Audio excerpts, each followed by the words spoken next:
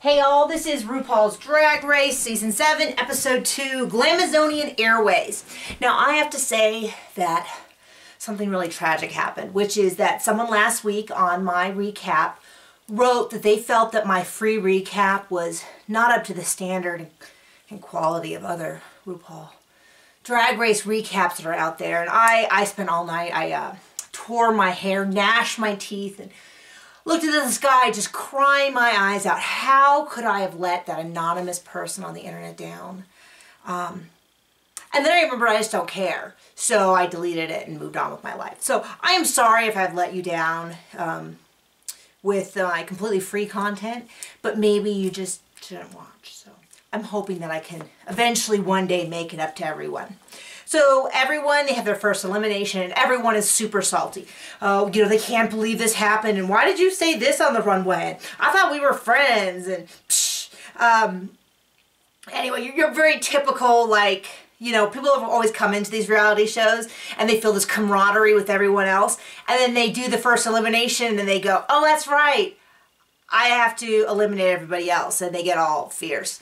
So they're going to do a leaf blower. I always like these kind of fun mini challenges. So they have a leaf blower in the face and they have to do these crazy faces. So Ginger and Trixie win. They get to pick teams. Now to me, it is super telling that the last two people picked were the winner from last week, who was second to last pick, and Candy Ho, who almost went home. So Candy Ho almost going home makes perfect sense. She's already got that taint of loser on her. You know, you don't want to get too close.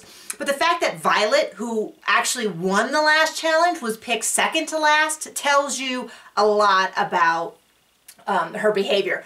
I didn't really have an impression of Violet a whole lot, but it became super apparent this episode that she has got a stanky attitude. So not only is there, you can remember with these shows, we see what there's filmed, but there's a ton that happens that's not filmed. Them waiting to go into their interviews, having meals, like we never see them eating together. They're not housed together. I guess they're at a hotel, but riding to and from the hotel, stuff like that.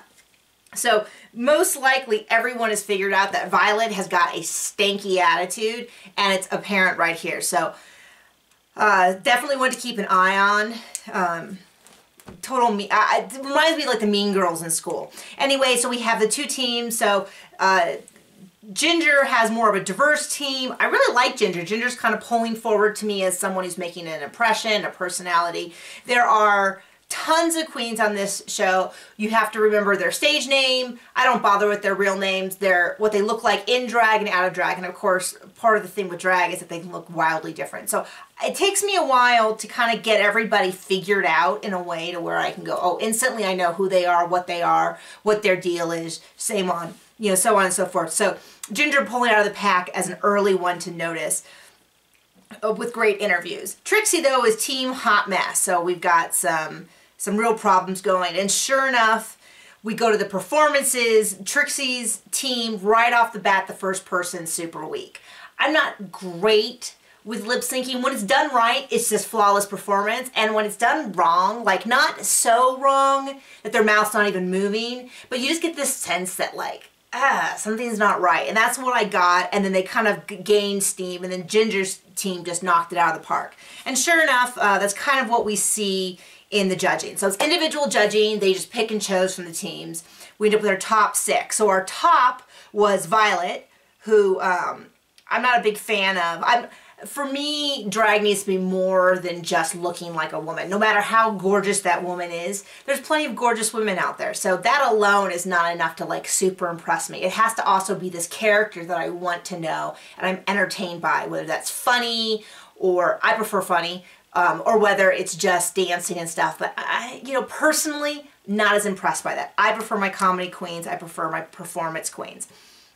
But our tops are Violet, Ginger, who totally deserved it, and Kasha. Our bottoms were Katya, who had that awful monologue at the beginning, Miss Fame, who was just really super stiff, and then Sasha, sorry, my notes are bad. Sasha, who had the thing where she tried to, and it's funny that they mentioned that because I remember thinking like, oh, she's so awkward. And that's what everybody pointed out, taking her hair out and trying to do it. Just kept fussing with her hair. So in the bottom, we end up with Ginger being the winner, who I'm excited about. I'm a fan already. The lip sync is Katya. Sorry, my Russian's not very good.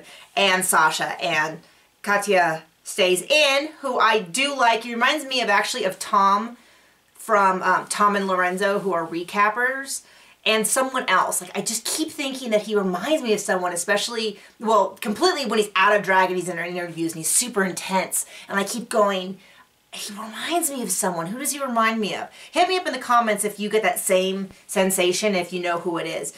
And then Sasha goes home. I, didn't get to know him out of drag or her in drag very well. So, anyway, I will catch you guys later. Tell me who has stood out to you. If you've watched the show, who it is that if someone said, okay, quick, name all of the queens on the show, who would you remember? I'll see you guys soon.